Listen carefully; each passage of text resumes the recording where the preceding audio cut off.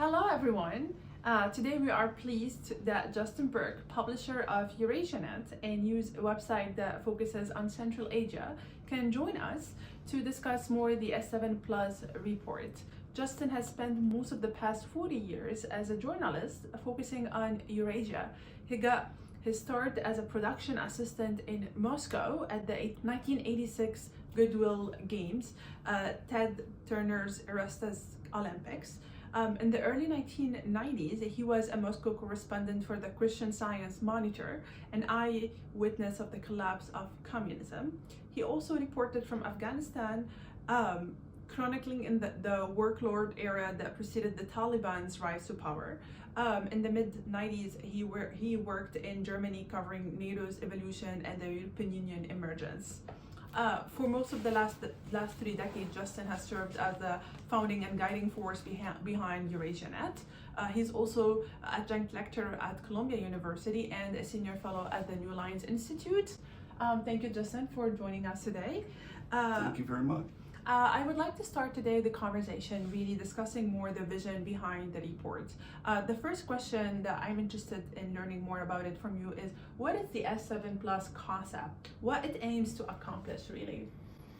The S7 Plus is a plan to match the ambitions of the United States and the European Union to expand trade with Central Asia with the logistical realities of the region, which is basically Central Asia's landlocked. This plan, S7 Plus, seeks to open up that landlocked status.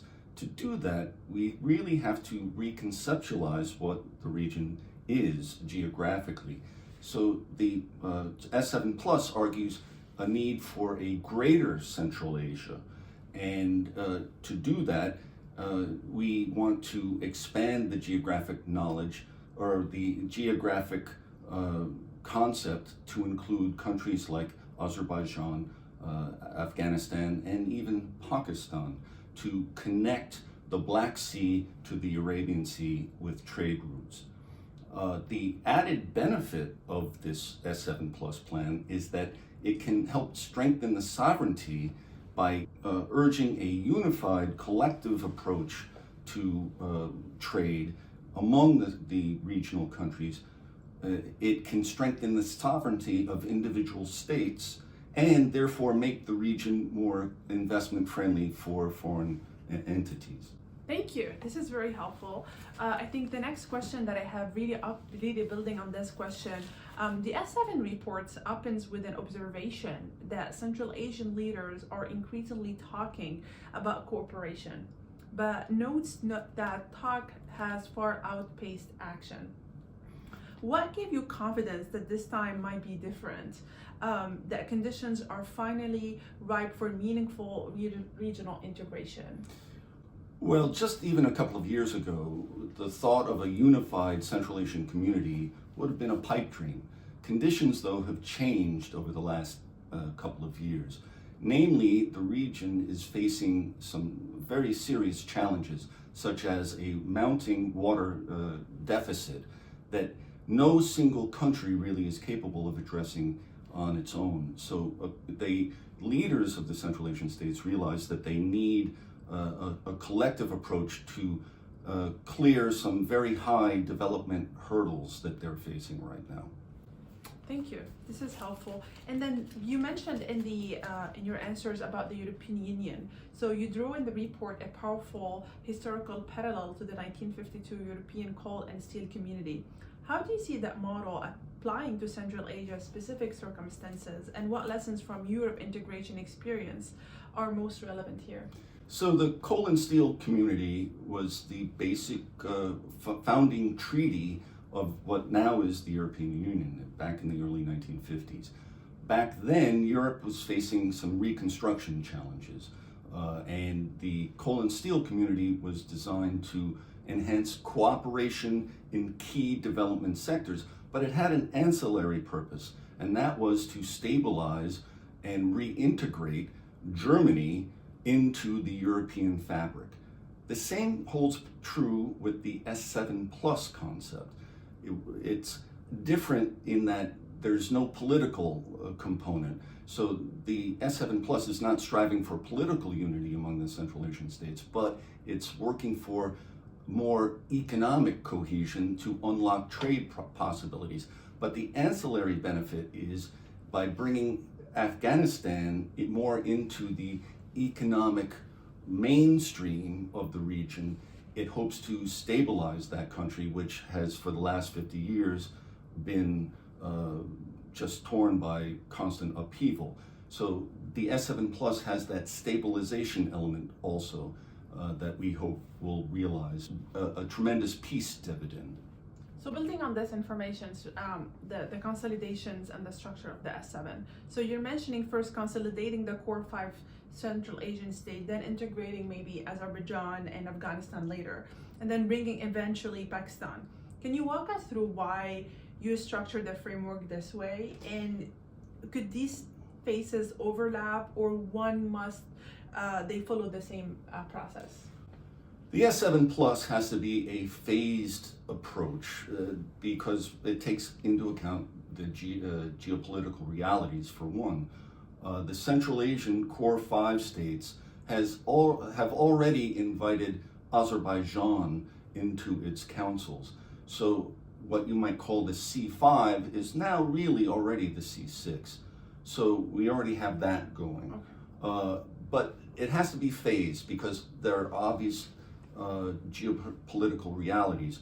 Afghanistan is one not internationally recognized by any state other than Russia. So that imposes certain hurdles.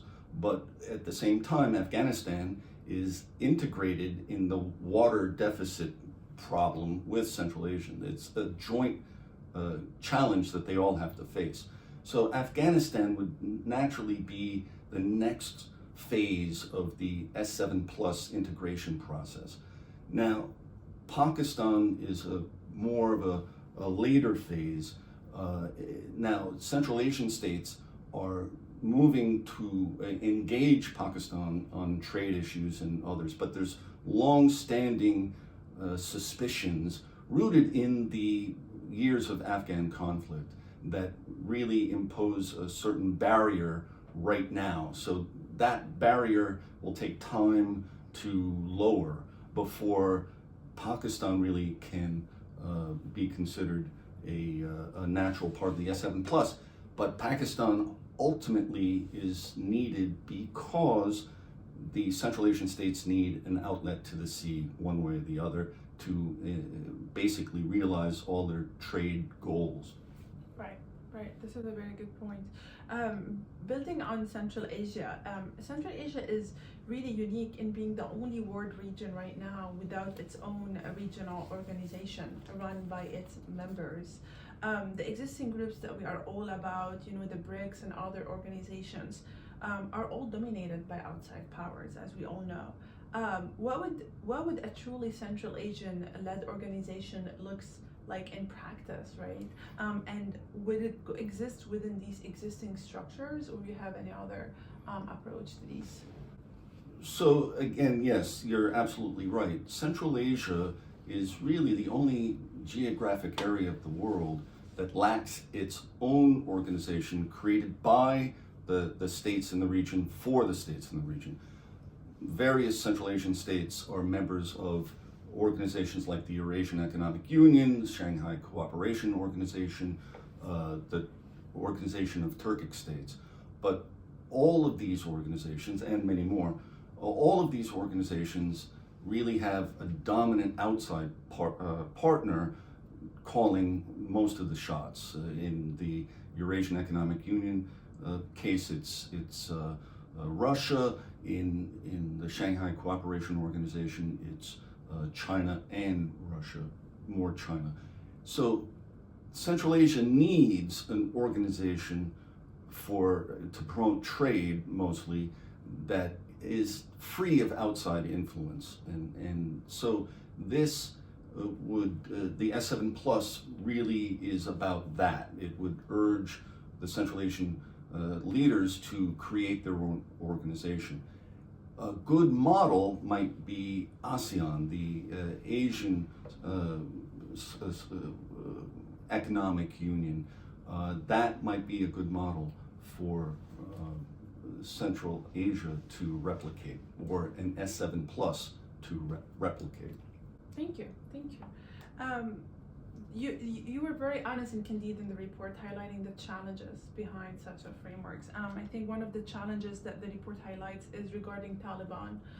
You mentioned in the report, you know that until Kabul can demonstrate it can uphold agreements, meet contractual deadlines, and ensure order across all Afghanistan, major infrastructure projects are off the table. What signal would you look for to indicate Taliban is really becoming serious and more a reliable partner? That's actually a tough question to answer because it's very hard to say what the Taliban can do, what signs the Taliban can send that would convince the international community to, one, invest money in the country. So it's a big problem. Basically, Central Asian states should probably take the lead in trying to promote economic development trade deals. Uzbekistan and to a lesser extent Turkmenistan are doing so, and we have to wait and see how some of those small-scale investment projects come to pass, whether they're realized on time. Turkmenistan, for example, is working with Afghanistan to build a section of the Tapi trans-Afghan pipeline. Let's see if if the construction can hit deadlines. A very big aspect is the ability of the Taliban to maintain security in the country. And so far it has a very mixed record in that regard. Just a little while ago, there were cross-border incidents involving Tajikistan in which a number of Chinese workers in Tajikistan ended up being killed. Those kinds of incidents have to end, and the Taliban has to demonstrate that it can uphold contracts before really the main infrastructure projects take place, such as widening a railroad or expanding railroad links across the country to the Persian Gulf or the Arabian Sea. Building on this question about Taliban and the situation there, the report mentioned the legacy of proxy conflicts. You really discuss particularly between Central Asian states and Pakistan during the Taliban first rule from the 1996 to 2001. How deep is this mutual suspicion, and what would it take to overcome? What would it really take to overcome it? The legacy of the Afghan conflict, especially the conflict between the Taliban and what was then called the Northern Alliance in the late 1990s, I think the roots of suspicion remain very deep between these countries. In regards to Pakistan, Pakistan was the chief sponsor of the Taliban, and Uzbekistan and other Central Asian states sponsored the Northern Alliance, which comprised basically Tajik and Uzbek militias. So there's a deep historical memory at work here, and there's going to be a need for a lot of trust building exercises, which start, I'm sure, with small economic deals and then build between Pakistan and the Central Asian states. Another factor right now is Pakistan and the Taliban now are at odds and are fighting essentially a low-level conflict. So somehow they have to work out their differences for the S7 Plus to really stand a chance of fulfilling its full promise. Speaking about these existing conflicts that you're highlighting, this is very important. I have a question about China. As we all know, China has control over Pakistan port, the Gwadar port, and its broader economic footprint in Pakistan. You really described this in the report as a leverage to disrupt plan to expand this westbound trade. How should Central Asia states be navigating this, and with the Western relationships and the Western allies? What does that would look like? China is definitely not in favor of this plan. and it especially an S7 plus, which is basically designed to open up trade possibilities with the West. Right. Now, China also wants to expand exports to the West, but it wants to control that more, so they would want more leverage than what an S7 plus concept would allow them to have. S7 plus is designed to let Central Asian states call the shots themselves. China really wants to call the shots when it comes to East-West trade. When it comes to Pakistan, China really has a lot of, China has a significant ability to throw a lot of sand into the ointment of the S7 plus. Pakistan would have to show a lot of political will to stand up to China, first of all, but it is possible that they could expand ports near Karachi and other facilities that sort of bypass Gwadar, which is a Chinese-controlled port, which is the nearest port to Central Asia. So that it would add, for that to happen, it's going to also require added investment. And so the price of not only the creating the facility, but also the price of transiting all the goods would be a little bit higher. Who knows what happens with Iran, however, and therefore the Pakistan might be well advised to make a deal now before it faces competition from Iran. Right. I want to dive more deep in details with you on the resources that you mentioned in the report. We know for almost 3 decades after the fall of the Soviet Union in 1991, collapse of communism, Central Asian states were unable to cooperate on much. The region was known for its, conflicts and competitions. And so based on your experience, what really has changed today after all these periods of conflict and competitions, and what factors are really driving this current trend of cooperation? The key development, I would say, occurred a decade ago with the death of the Uzbek leader, Islam Karimov. He was the main impediment, or one of the main impediments, to cooperation, regional cooperation. But more broadly, there were border disputes and personal rivalries beyond Karimov's antagonisms with other Central Asian leaders. Ultimately, Karimov and Uzbekistan was concerned about having enough access to water for the agricultural purposes. That concern still exists today, but the new leadership in Uzbekistan is much more amenable and open and eager for regional cooperation on all of these issues, seeing it as a simpler path to a common solution that benefits all. The water issue has become just severe in the last couple of years, due in part to global warming, but not only that, it's inefficient infrastructure that leads to a lot of wasted water too. That's a major issue. So the regional leaders lack the skills the knowledge, the technical know-how, and the resources to address some of these water wasted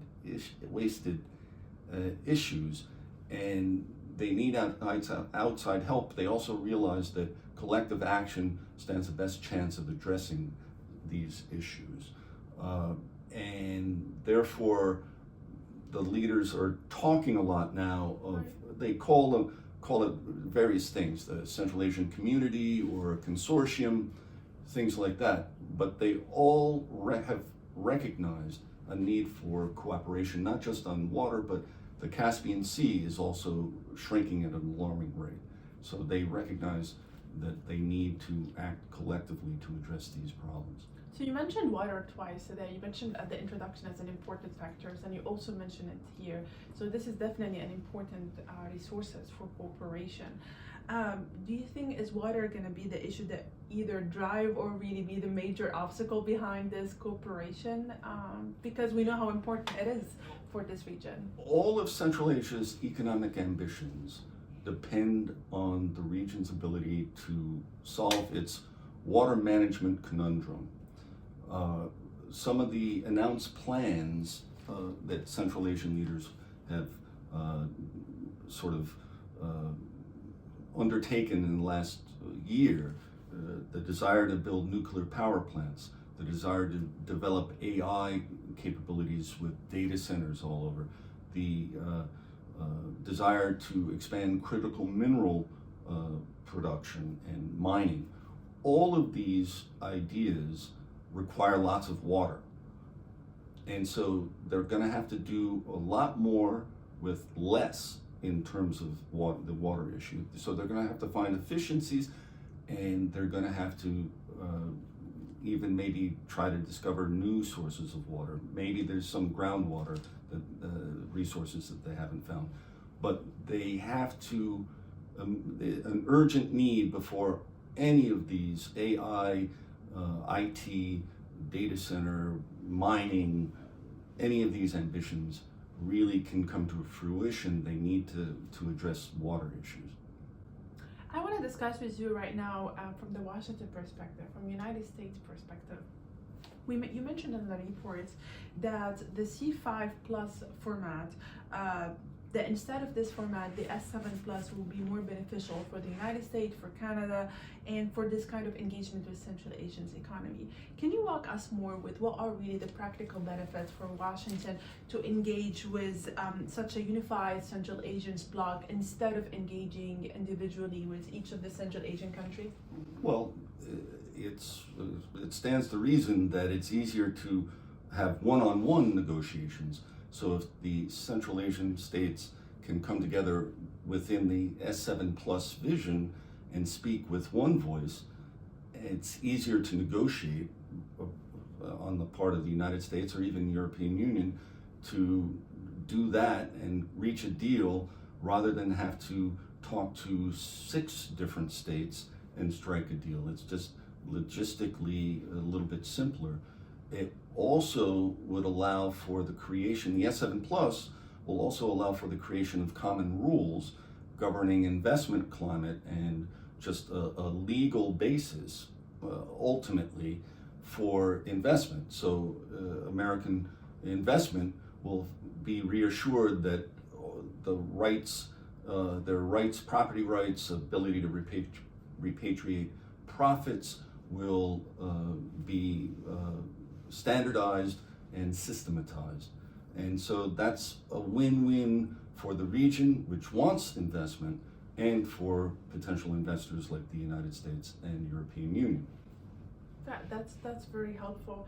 And so building on more information on this, the report notes that Western governments and international financial institutions are inhibited from providing substantial development assistance to Afghanistan due to the current recognition situation that we are all aware of. Is there a path forward that allows meaningful engagement from the Western sides with the S7 Plus while maintaining the principles that we all have on the Taliban rights records? It's a very difficult issue, and a lot depends on the Taliban. They have to make some changes.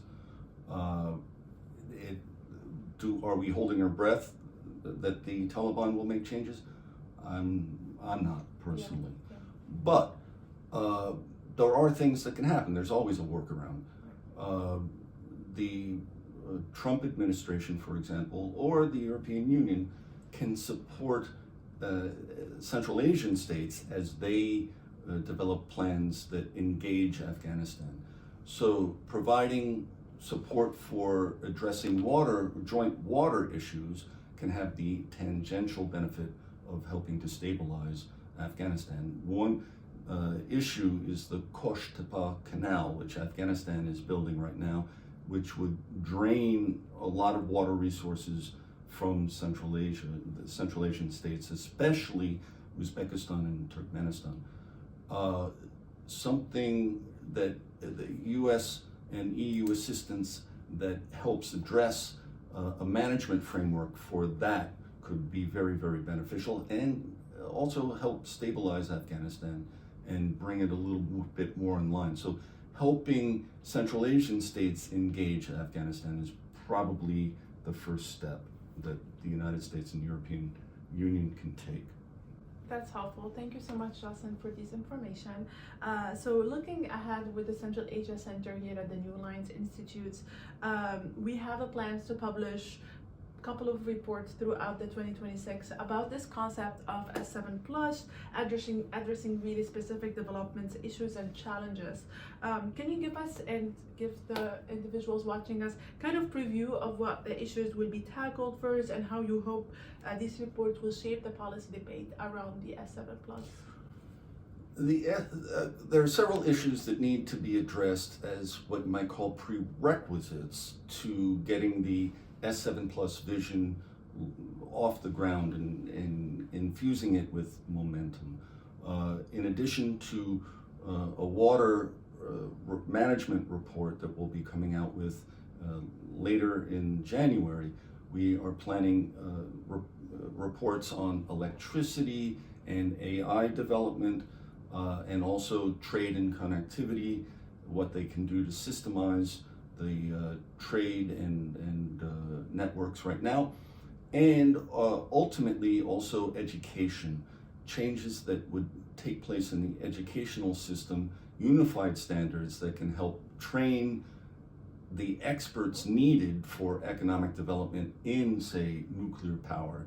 And you want local capacity to run these plants. That's what the S7 Plus framework seeks to endorse, and not have outside powers run the show. Thank you so much. Thank you so much, Justin, for being here. Thank you for walking us through this vision of S7 Plus and give us a preview. The S7 Plus provides really a compelling roadmap for regional integrations at a moment when the geopolitical landscape is shifting very fast. Thank you so much for watching us. It was a pleasure to record the interview and learn more about this concept. Thank you. Thank you very much.